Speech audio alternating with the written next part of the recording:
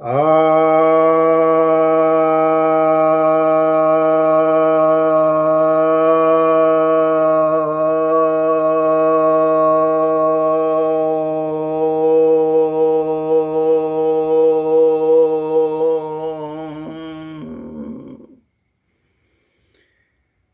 सभी भक्त जनों को सप्रेम नमन। भक्तों, आज एक आत्मा संबंधित विषय पर वीडियो बनाने जा रहा हूं। बहुत लोग, बहुत संप्रदाय के लोग और बहुत बड़े बड़े संत और बहुत मतावलंबी, दूसरे धर्मों के भी लोग, नास्तिक लोग, ये सब बहुत कंफ्यूज होते हैं इस विषय पर। आत्मा है, नहीं है, कैसी है, क्या है। आत्मा कई प्रकार की है, उनको समझ में नहीं आता है कि आत्मा कई प्रकार की है, एक प्रकार की है। यदि आप बौद्ध संप्रदाय के दिघनिकाय सुत्त का महानिदान सुत्त, दिघनिकाय ग्रंथ के महानिदान सुत्त का अगर अध्ययन करेंगे तो आप पाएंगे कि वहाँ पर भगवान बुद्ध ने कई कई मतों के जो आत्मा संबंधित व्याख्यान हैं उसका उदाहरण दिया है उसमें, कि अमुक ये कहते हैं, अमुक ये कहते हैं, अमुक ये कहते हैं। लेकिन इन सब के बीच में जो संबंध है, रिलेशनशिप है, उसको एक्सप्लेन नहीं किया गया है, उसको नहीं बताया गया है। सिर्फ ये कहा गया कि अमुक ये कहते हैं, अमुक ये कहते हैं। इसी तरह से और भी जगह कई है। लेकिन आखिर वास्तव में जो ये कन्फ्यूजन हुआ है वो इस वजह से हुआ है कि आत्मा एक बहुत बड़ा शब्द है। यह समझ लीजिए कि आत्मा पूरे अस्तित्व को ही कहते हैं। इसलिए आत्मा को जो पूरे अस्तित्व का जो नामकरण किया गया आत्मा का, तो वह जो है वो अनंत आत्मा है। तो आज मैं आपके आत्मा के अलग अलग स्तर पर आत्मा का जो नामकरण है, उसका जो महत्व है, वह समझाने जा रहा हूं, जो आपको जल्दी कहीं मिलेगा नहीं। तो अब अनंत आत्मा जो शब्द मैंने कहा है, जिसका कहीं अंत नहीं होता है, वह अनंत आत्मा है। तो यह शब्द आपको कहीं मिल जाएगा तो आप समझ लीजिएगा कि पूरे अस्तित्व को व्याख्यायित करने के लिए कहा गया है। इसको कहीं कहीं पर ब्रह्म आत्मा भी कहा गया है।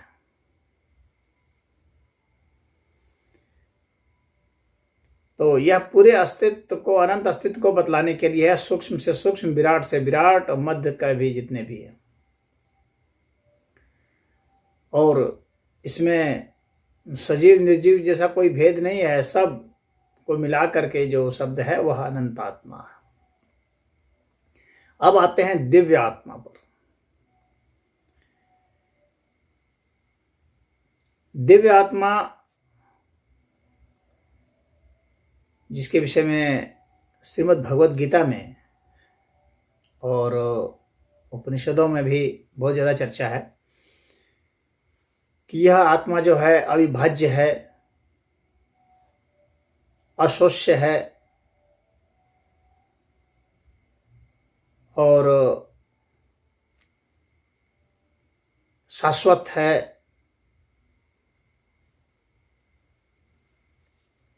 तो ऐसी जो स्थिति बनती है, और यह इतने सूक्ष्म है कि इसका विभाजन नहीं हो सकता।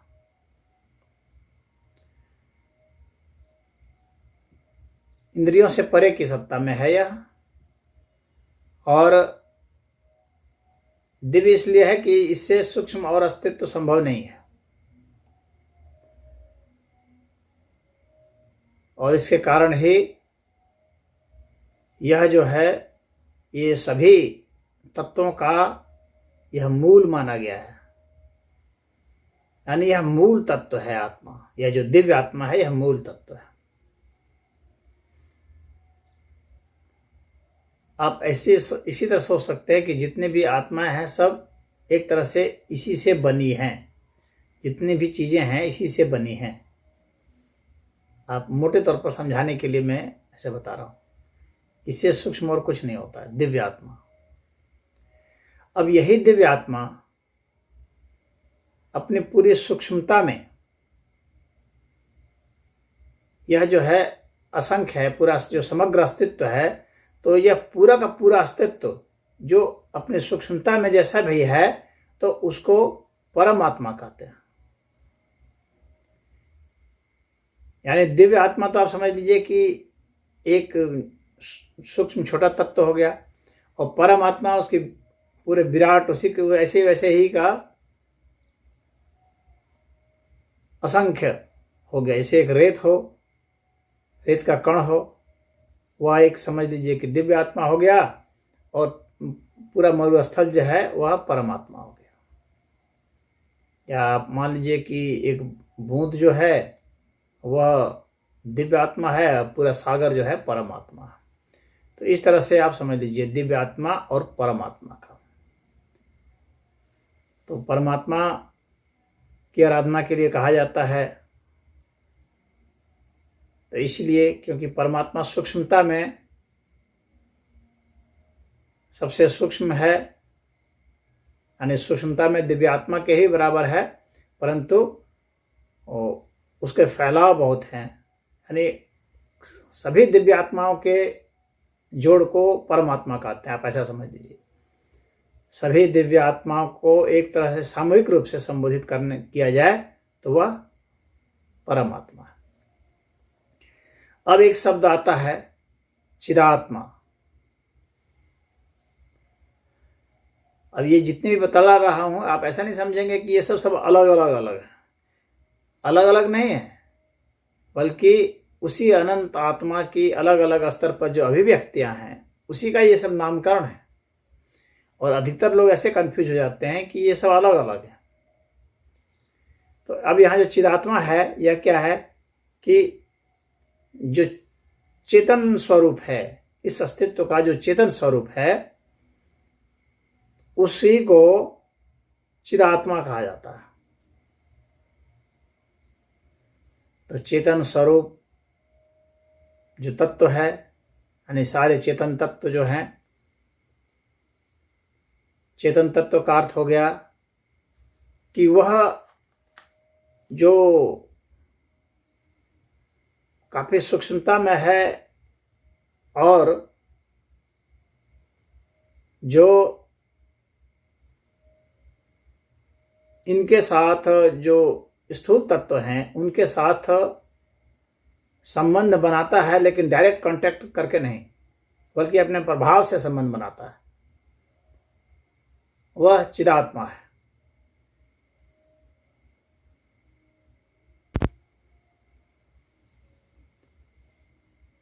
तो यह चेतन स्वरूप है आत्मा का। अब इसके बाद एक और शब्द है, वह है अंतरात्मा। हम लोग का जो चित्त है, तो उस चित्त से चिदात्मा का बोध होता है, लेकिन जो हम लोग का अंतःकरण है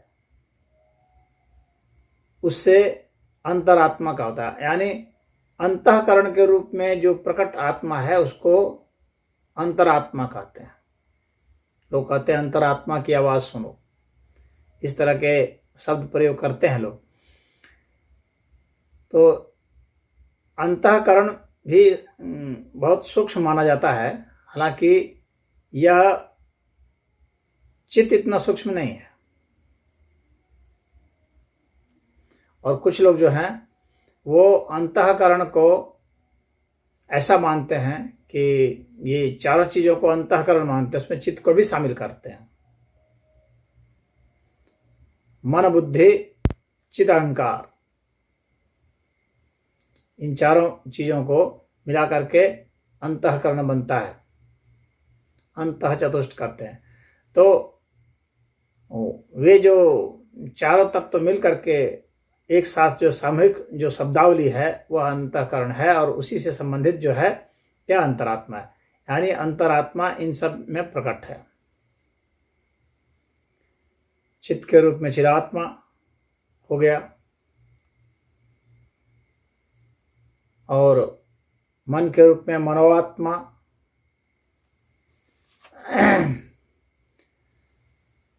और बुद्धि के रूप में बुद्धात्मा,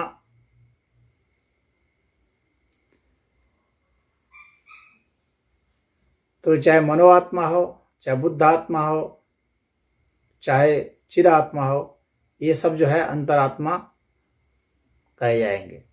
तो अंतःकरण रूप आत्मा है, अंतःकरण से स्फुरण होता है, और वह इन जो भिन्न भिन्न अभिव्यक्तियां हैं वहां तक की बात आती है, वहां तक पहुंचती है।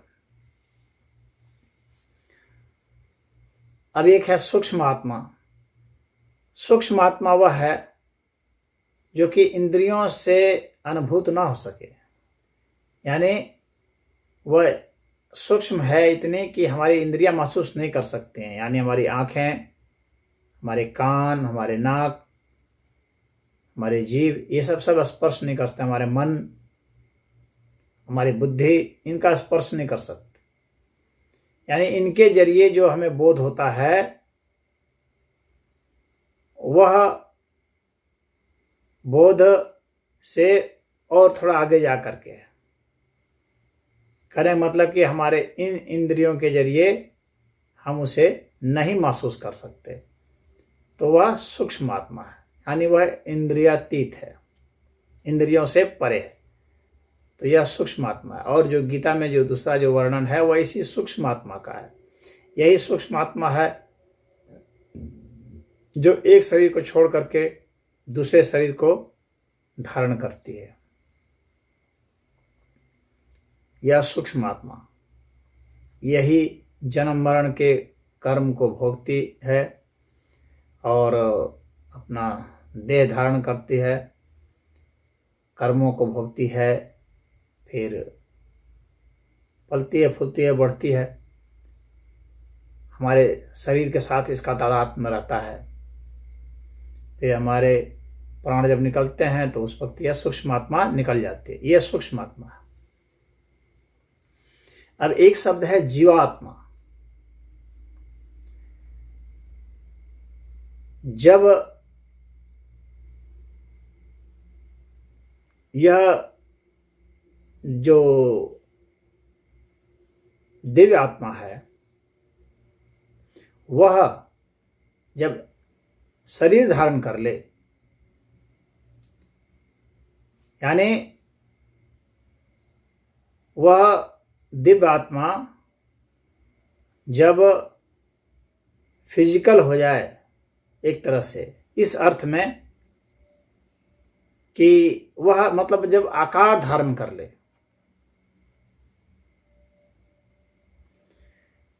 और जब आकार धारण कर लेने के कारण क्या होता है, शरीर धारण कर लेने के बाद फिजिकल बॉडी के संपर्क में आने के कारण जो अब उसकी जो यात्रा होगी वह जीव आत्मा होगी। लेकिन यह सदैव जो है वह प्राण से संबंधित होगा, सिर्फ फिजिकल बॉडी नहीं, बल्कि वह फिजिकल बॉडी जो कि जन्म और मरण ले और जिसमें प्राण हो, यानी जिसे जीवित कहा जाता है।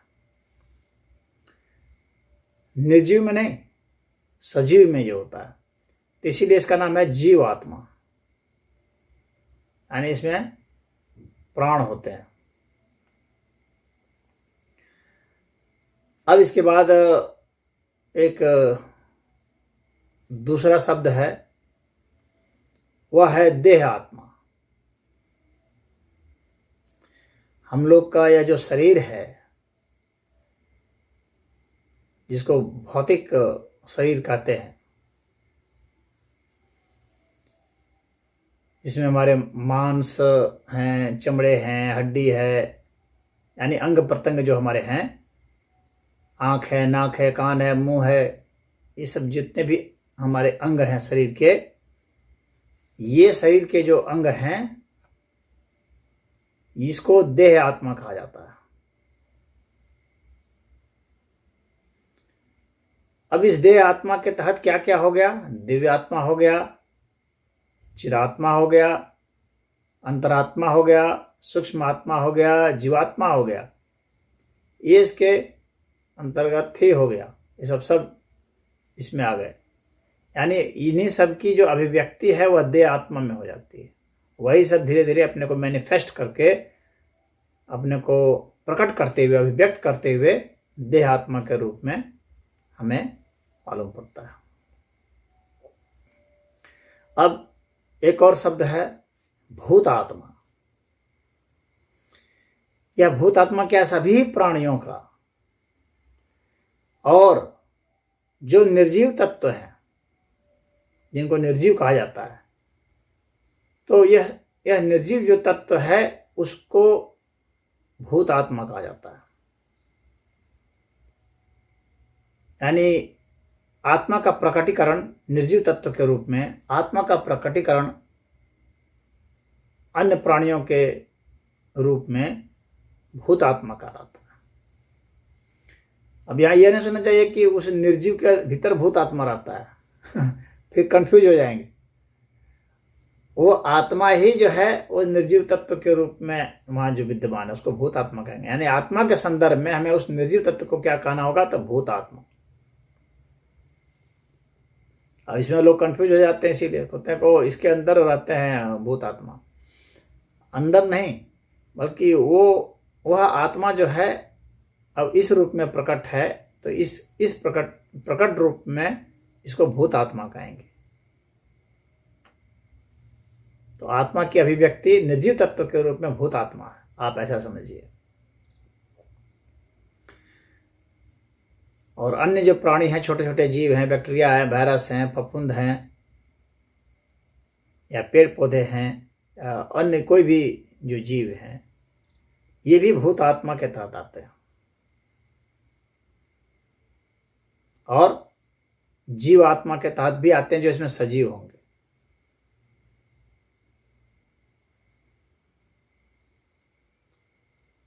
तो जो भी सजीव हैं वो जीवात्मा के तहत भी आएंगे, और जो भूत आत्मा है ये दोनों में प्रयोग हो जाता है। सजीव में भी, जो मनुष्य को छोड़ करके अलग है वह, और जो निर्जीव पदार्थ है वह। तो निर्जीव पदार्थ में इसका प्रयोग ज़्यादा होता है, लेकिन भूत आत्मा से इन सब का भी एक साथ बोध होता है।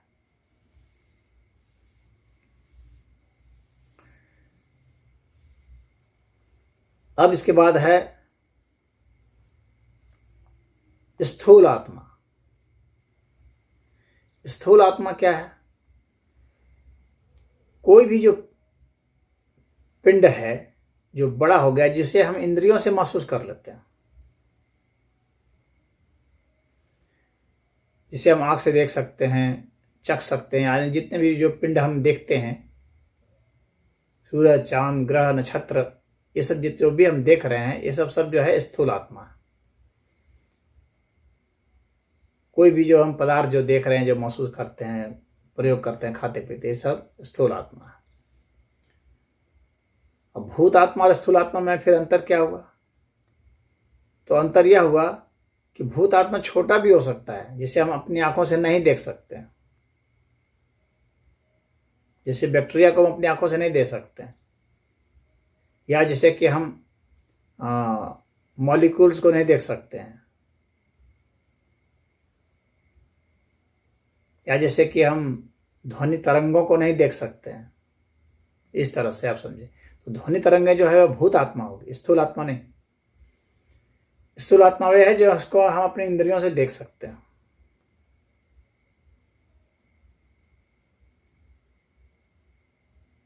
जिसे हम पकड़ सकते हैं, ग्रहण कर सकते हो, वे सब स्थूल आत्मा है। जिसे हम देख नहीं सकते, पकड़ नहीं सकते, सूंघ नहीं सकते, चख नहीं सकते, स्पर्श जिसका महसूस नहीं होता। तो जैसे हवा है, तो हवा क्या है? भूत आत्मा है, स्थूल आत्मा नहीं। लेकिन जो ग्रह हैं, उपग्रह हैं, या पत्थर है, चट्टान है, ये सब क्या है? ये सब स्थूल आत्मा है। अब इसके बाद एक शब्द और आता है प्राण आत्मा। नाम से भी स्पष्ट है, आत्मा जो प्राण रूप से प्रकट है, यानी यह जो जीवन है, इस जीवन की जो शक्ति है, सिर्फ जीवन ही नहीं बल्कि अन्य भी जो पदार्थ हैं उसके भीतर जो शक्ति है उसको प्राण कहा जाता है। प्राण वह शक्ति है जो कि उसको उस स्थिति में रखती है, उसको बढ़ाती है, तो वह प्राण शक्ति है। तो कोई निर्जीव तत्व भी है जो वो बढ़ता रहता है, आप देखे होंगे, तो उसके भीतर जो प्राण शक्ति कार्य कर रही है जिसके कारण वह बढ़ रहा है। प्राण शक्ति निकलने पर वह निर्जीव चीज भी टूटकर बिखर जाती है। उसी तरह से हमारा जो सजीव शरीर कहा जाता है, यह भी तभी तक है जब तक शरीर में प्राण है। प्राण निकल गया तो हमारा यह शरीर भी टूटकर बिखर जाएगा, तो वह प्राण आत्मा है। इसके बाद है विराट आत्मा। विराट आत्मा और स्थूल आत्मा में अंतर है। स्थूल आत्मा जैसे मैंने बताया कि जिसको हम इंद्रियों से महसूस कर सकते हैं, जो बड़ा है, लेकिन विराट आत्मा क्या है? विराट आत्मा इतना बड़ा है, वो भी बहुत बड़ा है, लेकिन वह इतना बड़ा है कि हम जिसे आंख से नहीं देख सकते उसका क्योंकि हम लोग के आंख देखने का एक रेंज है, से पूरे यूनिवर्स को हम लोग आंख से नहीं देख सकते। तो यह जो पूरा यूनिवर्स जो हो गया वह क्या हो गया? वह विराट आत्मा हो गया, जो हमारी इंद्रियों से परे है अपनी विराटता के कारण। तो हमारे इंद्रियों का जहां तक रेंज है देखने का, अधिक से अधिक या महसूस करने का, वो सब स्थूल आत्मा में है। और जो हमारे इंद्रियों से बाहर चली जाए, इतना बड़ा हो जाए कि हमारी आंखों में वह न समाए, हमारे कानों में वो न समाए, हमारी रसना में, हमारे गंध में, इन सब में न समाए, ये सब विराट आत्मा है, बड़ा होने के कारण। और वही बहुत यदि वही छोटा हो जाए, एक शब्द है अणु आत्मा। अणु आत्मा किस लिए है? कि जो छोटा से छोटा हो जाए, इतना छोटा कि हमारी आंखों में नहीं आ सके, हमारे इंद्रियों के द्वारा ग्रहण नहीं किया जा सके, तो वह। लेकिन अब यहां पर दो भेद है। एक है सूक्ष्म आत्मा, जैसे मैंने आपको बताया था, जिसको हम इंद्रियों में ग्रहण नहीं कर सकते, और एक अणु आत्मा है। तो दोनों में क्या फर्क है, सूक्ष्म आत्मा और अणु आत्मा में? तो अणु आत्मा जो है वो सूक्ष्म से भी सूक्ष्म है, सूक्ष्माति सूक्ष्म है, उसको अणु आत्मा कहेंगे। यानी सूक्ष्म आत्मा जिन अणु आत्मा से बना है, आप ऐसे समझ लीजिए, अणु आत्मा से सूक्ष्म आत्मा बनी है। अणु आत्मा ज्यादा उससे सूक्ष्म है और सूक्ष्म आत्मा उससे बड़ा अस्तित्व है, स्थूल अस्तित्व है। उसी तरह से एक शब्द है प्रज्ञात्मा। तो ये जो प्रज्ञा है, यानी जो ज्ञान जो हम महसूस करते हैं, ज्ञान जो है इस अस्तित्व में, तो ज्ञान स्वरूप जो आत्मा है, आत्मा जो ज्ञान रूप में प्रकट है, वह प्रज्ञात्मा है। तो ये ब्रह्म सूत्र में प्रज्ञात्मा आता है। तो प्रज्ञान स्वरूप है परमात्मा, यानी ज्ञान का जो रूप है। तो आत्मा जो ज्ञान रूप में प्रकट है वह प्रज्ञात्मा है। तो जो ज्ञानी हो जाते हैं उन्हें भी प्रज्ञात्मा कहते रहते हैं, लेकिन मूलतः वह आत्मा का ज्ञान रूप में प्रकटीकरण है, तो उसको प्रज्ञात्मा कहेंगे। उसी तरह से एक शब्द है महात्मा। इससे अणु आत्मा सूक्ष्म है, महात्मा मतलब विशाल है, बड़ा है। तो यह जो महात्मा शब्द है अमूमन प्रयोग होता है व्यक्तित्व के लिए, यानी व्यक्तित्व जो बड़ा हो, उस अर्थ में यह प्रयोग होता है। यानी इसके जो गुण हैं वो स्थूलता में नहीं आके जाते हैं, ये सब्जेक्टिव आंका जाता है। यानी गुणात्मक रूप से यदि कोई चीज बड़ी है, गुणात्मकता के कारण, आकार के कारण नहीं, गुणात्मकता के कारण जो बड़ापन उसमें है, वह महात्मा कहलाता है। तो जो भी गुण हैं, सतरज तम, ये सब भी गुण हैं, लेकिन यहाँ पर जो महात्मा है वह वे गुण जो विकास में आगे है, वे गुण जिन्हें धारण किया जाना चाहिए, वे गुण जो कि मोक्षकारी है, वे गुण जो कि आध्यात्मिक हैं, वे गुण जो कि वंदनीय हैं। तो वैसे जो गुण हैं, तो वैसे गुण जो ग्रहण करने योग्य हैं, तो वह है महात्मा। तो वैसे जो महान गुण कहे गए हैं, तो गुण जो श्रेष्ठ गुण हैं, उनका जो प्रकटीकरण है, आत्मा का प्रकटीकरण श्रेष्ठ गुणों के रूप में, वह महात्मा कहलाता है। उसी तरह से एक शब्द है विभु आत्मा। विभु आत्मा क्या है कि आत्मा जो है वह उसकी जो सर्वव्यापकता है, यानी उसकी उपलब्धता के कारण, क्योंकि वह हर जगह उपलब्ध है, कहीं कोई जगह ऐसी नहीं है जो जिसको कि कहा जाएगा कि अभी ये कुछ नहीं है, खाली है, यह ऐसा नहीं है, यानी जगह भी वही है। तो जितने भी तत्व हैं अपनी उपलब्धता की हैसियत से, तो आत्मा अपनी उपलब्धता की हैसियत के कारण ही विभु आत्मा है।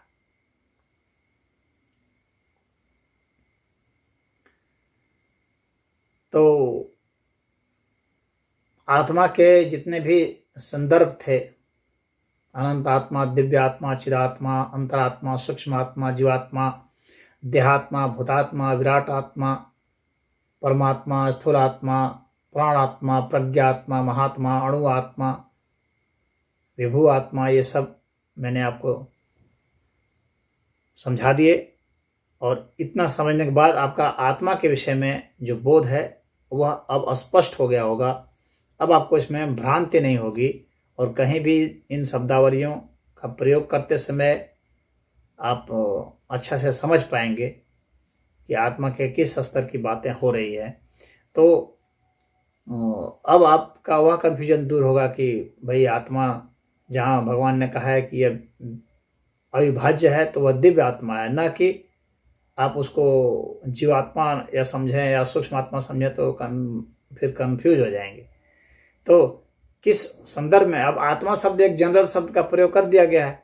अब वो आत्मा किस तरह की आत्मा का इतने प्रकार बताए गए हैं आत्मा के, इसीलिए तो आत्मा एक जनरल शब्द है, लेकिन उसके कितने प्रकार है, उसकी अभिव्यक्तियां कितने तरह की हैं, उसको आपको जानना पड़ेगा, तब जाकर के आपको स्पष्ट रूप से समझ में आता है आत्मा के विषय में। अन्यथा आप बिल्कुल भ्रांति में रहते हैं। और बहुत साधु संत जितने मैं देखता हूं, जितने अब तक मैं मिला हूं, सब भ्रांति में रहते हैं, और उनको समझ में नहीं आता है कि आत्मा, तो कोई कहता है ये गलत है, ये गलत है, वो इस तरह से वे कहने लगते हैं, क्योंकि ये पता नहीं है कि ये पूरे अस्तित्व को आत्मा के ही आंख से देखा गया है, और आत्मा की आंख से देखा गया है तो हर एक जो तत्व है उनका नामकरण आत्मा के ही अर्थ में किया गया है। इस तरह से जब आप समझ गए, हर स्तर के लेवल के जो तत्व हैं उनका नामकरण जो है आत्मा के ही अर्थ में किया गया है, ऐसा जब आप समझ जाएंगे तो आपको अब किसी प्रकार का कोई कन्फ्यूजन नहीं होगा। और चाहे आप नास्तिक हों, चाहे आप आस्तिक हों, चाहे आप किसी भी मतावलंबी के हों, तो आप समझ जाएंगे। अन्य धर्म में इतना ये विस्तृत नहीं कहीं वर्णन है, सनातन धर्म को छोड़ करके जितना सनातन धर्म में इसका वर्णन है, और कहीं भी आप नहीं पाएंगे, किसी भी मत में नहीं पाएंगे, किसी भी धर्म में नहीं पाएंगे। इसीलिए इसका कॉन्सेप्ट को आपको समझ लेना बहुत जरूरी है, और इसके बाद ही आप फिर समझा भी पाएंगे अन्य जो आपके मिलते हैं ऐसे व्यक्ति। तो इसमें इतना ही, यदि कोई आपको दिक्कत है तो पुनः आप जो है पूछ सकते हैं। ओम।